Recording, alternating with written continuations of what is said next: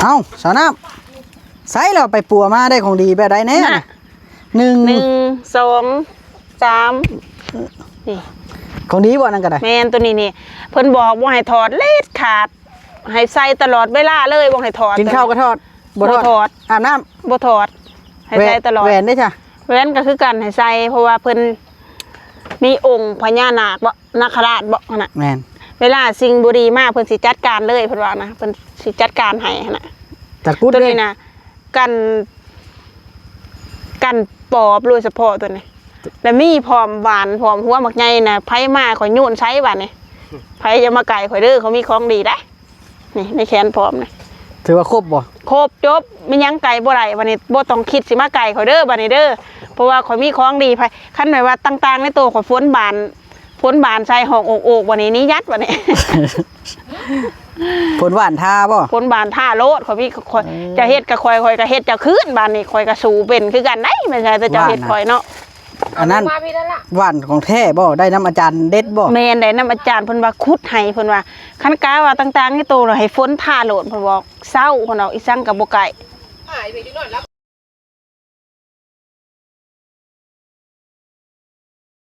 คือเสร็จแล้วจอกค่ะสวัสดีพี่น้องเด้อมื้อนี้เฮามาฮอดหน้าแล้วพี่น้องหลังจากที่ไปรักษา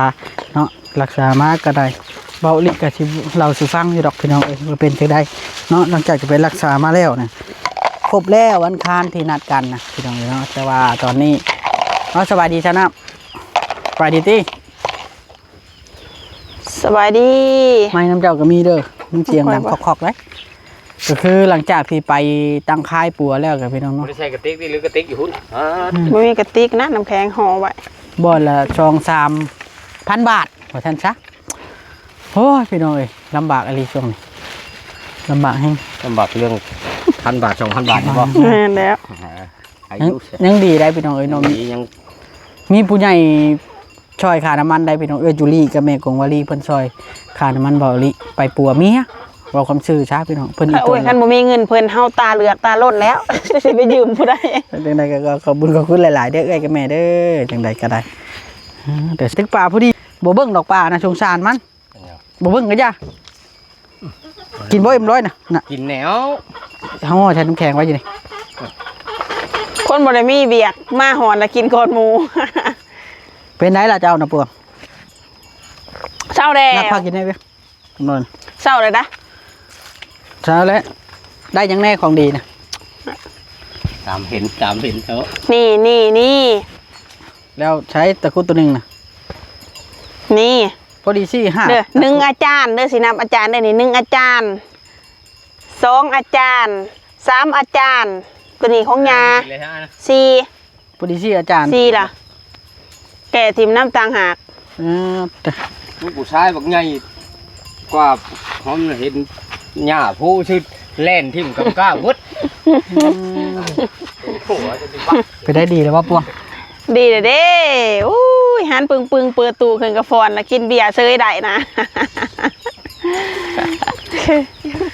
มื้อแรงสินอนบ่แห่นะบ่ได้ดีได้ว่าให้เฮาเช้าเมื่อยก่อนได้มื้อแรงนอนโลนก่อนแล้วแรงบ่นอนแฮได้เช้าได้เด้เอาไปส่งเพิ่นนอนซื่อ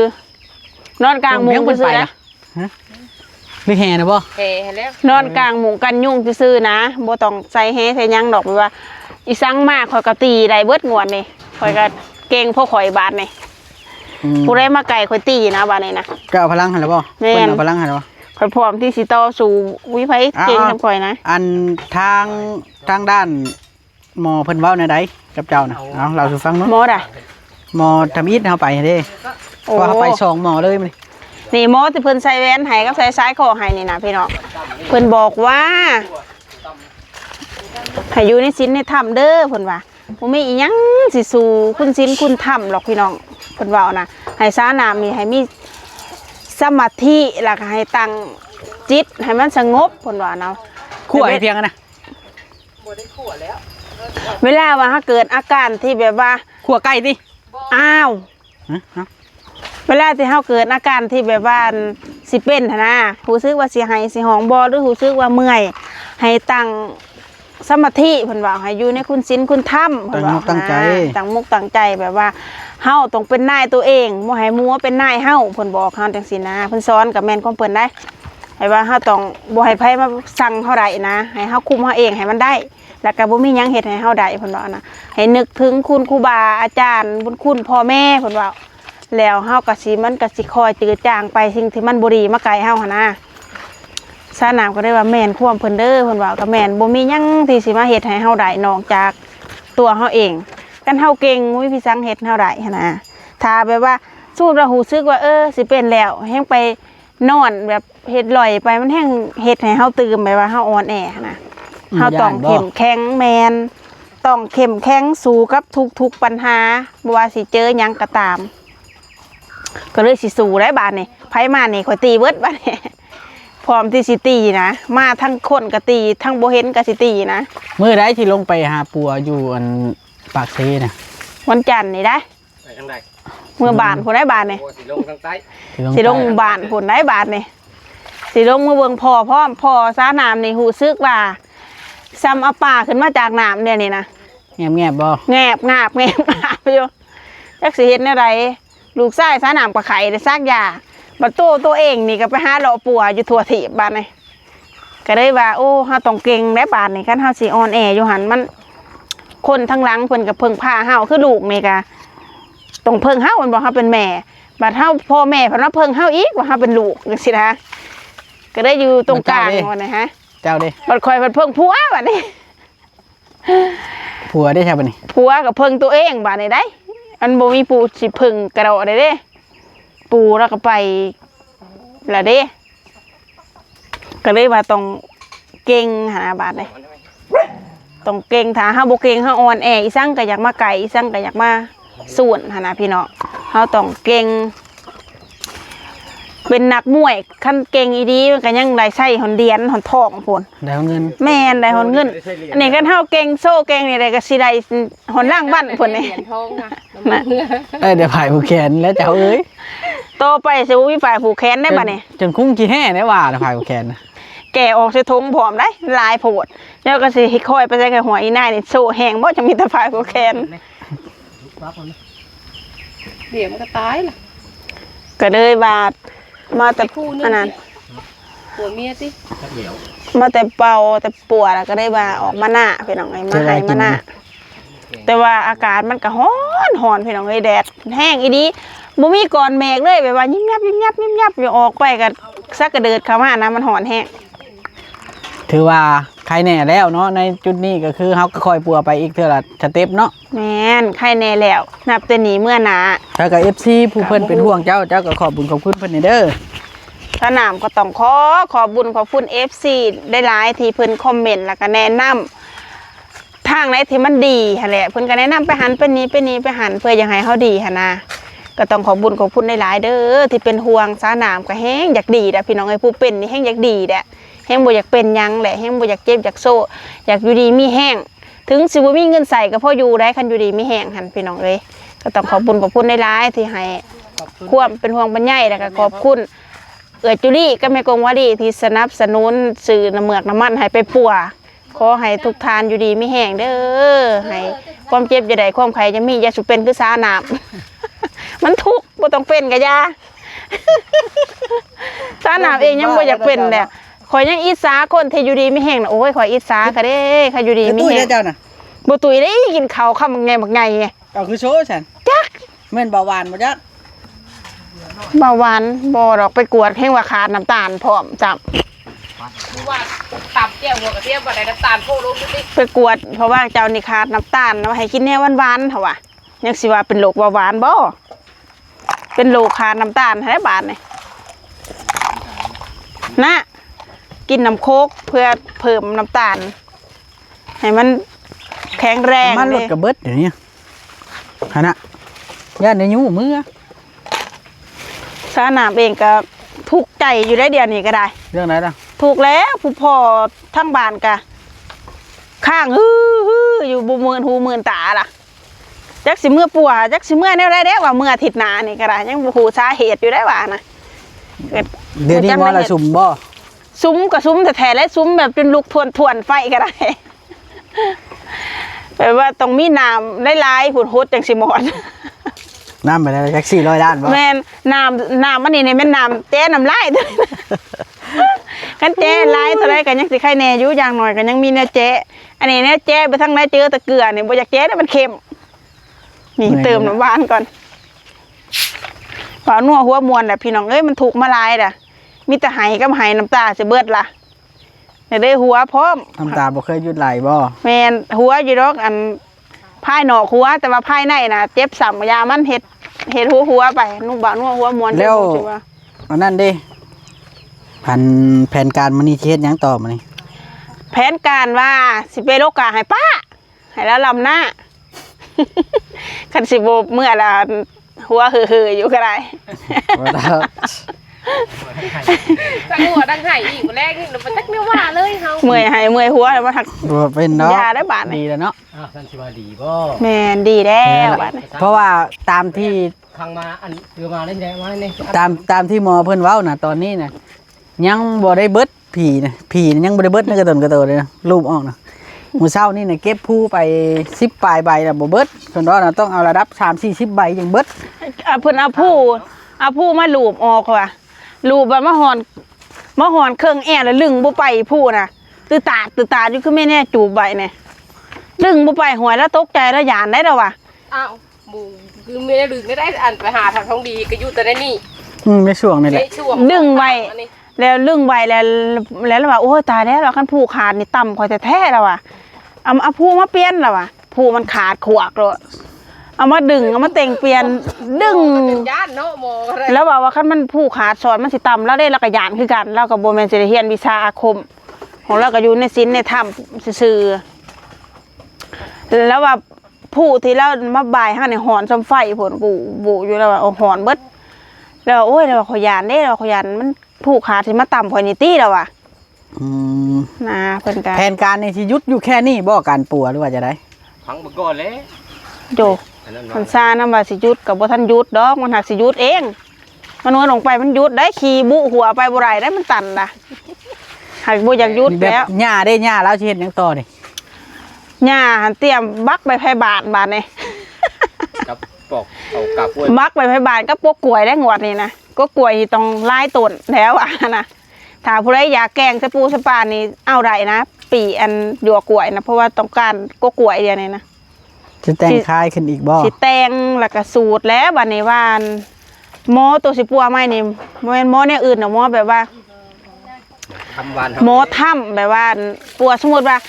ผีฟ้า ดวนตกบ่ดวงตกบ่หรือว่าอีสังนี่นะ ผี เกี่ยว ผ้า กับแบบ ผี นี้ ผ้าผีผ้าได้อันถ่าอยู่ไทยนะ เพิ่นเอาผีฟ้าสิ แม่น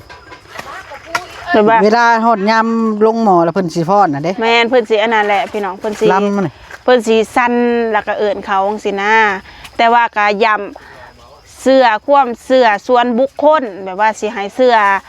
หลายก็บ่ได้แล้วแต่ผู้สิเสื้อแต่ เอา ว่า มาเบิ่งนี่น่ะลุงตึกป่าได้นี่เอาเบิ่ง แล้วขังได้ครับเอ้ย ก็ไขเบิ่งเลยครับโอ้มาลีลุงเนาะแล้วแก ไป เฮามีปลาลูกน้ำ ปลาลูกปลาคอหั่นน่ะ ลุงไปตึกป่าห้วยพี่เนาะมันใกล้ห้วยได้นาลูกสร้างเวียงนะถ้าไป โอ้ย กิ คนแต่ข้าวอันนั้นผู้เพิ่นอยู่ปูจรแห่งพายแฮมาตึกอยู่หั่น ถ้ากินนะ น่ะลงเลยนี่มันเป็นวังเด้ มาเนี่ย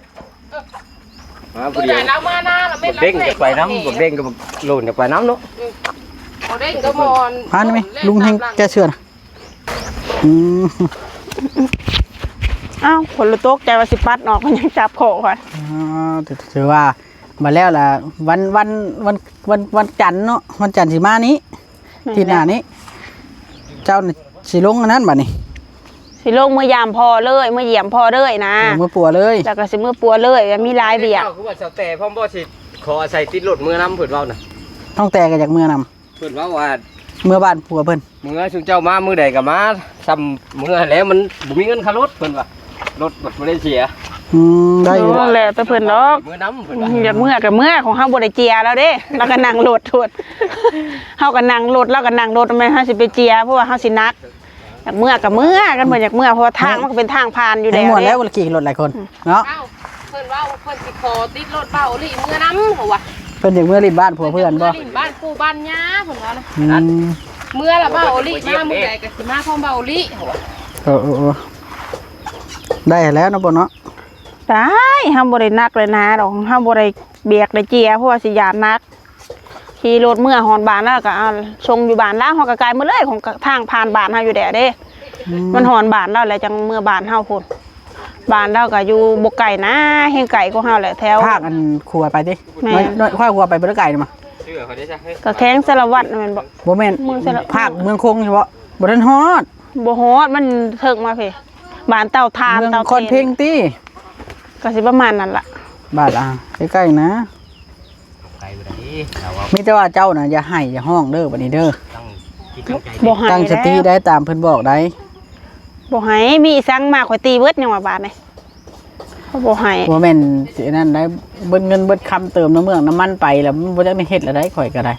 ไปตั้งเบิ่งกันให้อยู่เนาะ แม่นโลกอันนี้น่ะข่อยยอมอหลีข่อยยอมบ่นว่าโลกกับผีนี่นะ ตาบ่เห็นเนาะ มีพวกหมอผีเนาะ แม่นเบาจ้อยบัดให้ไปคำมวนลุงคำดีบัดให้ไปซังเมื่อบ้านพะลานพะลีนเดี๋ยวนี้นะตัวเองไปจากลงใต้ครบนะเดี๋ยวนี้นะ คันสิไปครบคู่ มี ไป แต่ทางแนะนำ หลายนะตีแต่บ่มีใบเท่าไปซื่อๆดอกเมื่อยล่ะเมื่อยไปได้แล้วผู้ไปก็ได้ เริ่มที่เป็นสาระคดีผีแล้วช่องคอยนะช่วงไล่ปอบออกจากร่างกายแฮ่แฮ่แฮ่ แล้วก็หัวเด้อติผู้เพิ่นบ่เคยเห็นเพิ่นก็ว่าโอ้ยพวกนี้บ้าแล้วเพราะว่าเฮ็ดดื้อดา แต่ ดา กี้คอยก็คือกันได้ปวงเลย จักคืนบ่คืนเขาเบิ่งในโทรศัพท์ว่า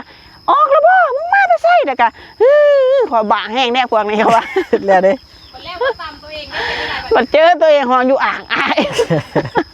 มาสองกับมืออย่ามองถูเห็พุ่งกับชนะเด้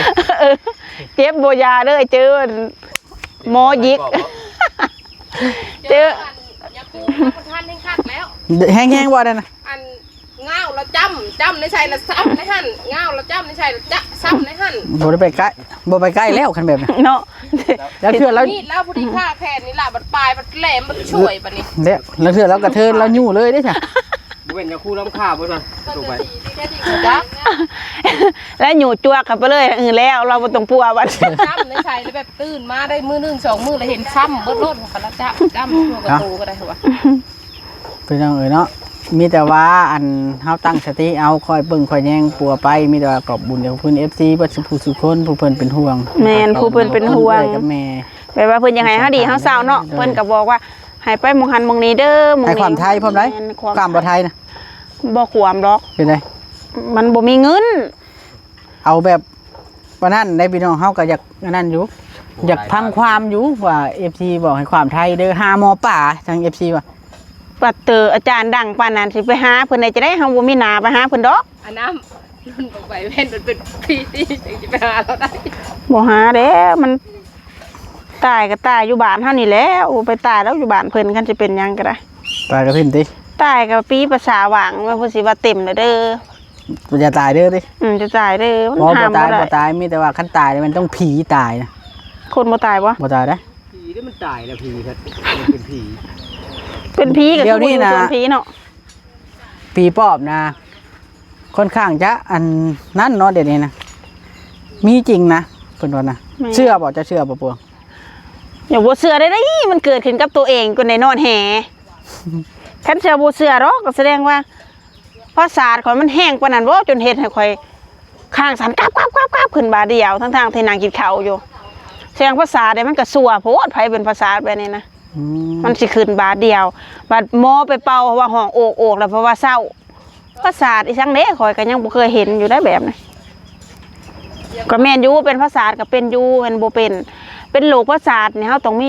คิดแน่นั่นแน่นี่แล้วก็คิดมาแล้วมันคิดหลายแล้วมันก็เกิดความร้อนแบบว่าให้สั่นเส้นตีนโกบมือจองเขาแล้วก็ อันนี้เด้ อันนี้มันบ่แม่นจังซั่น เป็นอะไรล่ะ มันสิบ่ทันหนได้คิดซ้ำมันจะดำหน้าละขึ้นไปกินข้าวยังบ่ทันได้คิดหยังซ้ำว่าเป็นล่ะ แม่นพี่น้องยังบ่ได้คิดบ่ได้มีความเครียดนะ ยังบ่ทันได้คิดซ้ำนะ เบาลี่เริ่มสิเครียดแฮงเดี๋ยวนี้นะ หน้าดำบ่ได้สิหัวก็งอกคู่เส้นนะพวกตู้น่ะคาแลนน้ พอเฒ่าก็โทรมาว่าโซ่เลยเด้อลูกเคยเอ้ยผู้เมียก็โซ่เลยเด้อผัวก็แล่นผู้ลูกก็โซ่ หลานพร้อมเดี๋ยวได้จักสิเฮ็ดในไร เอาบาทนี้มีแต่ว่าจังใดกับเบาลีสิได้เข้าโตกันเด้อพี่น้องเนาะสิลุงโลกาตัวแรงเดี๋ยวสิถ่ายให้เบิ่งอีกครั้งหนึงจังใดก็อยู่ดีแม่งไปขอบคุณ FC บัดสุขทุกคน ขอบคุณอย่าลืมมาให้กำลังใจเฮาเด้อ สวัสดี ถ้าพี่น้องเบิ่งเฮาก็มีกำลังใจสู่พร้อมเนาะ โดยสบายดี สบายดีอยู่ดีมีแห้งหมดสุขสู่คน กำลังใจให้เนาะ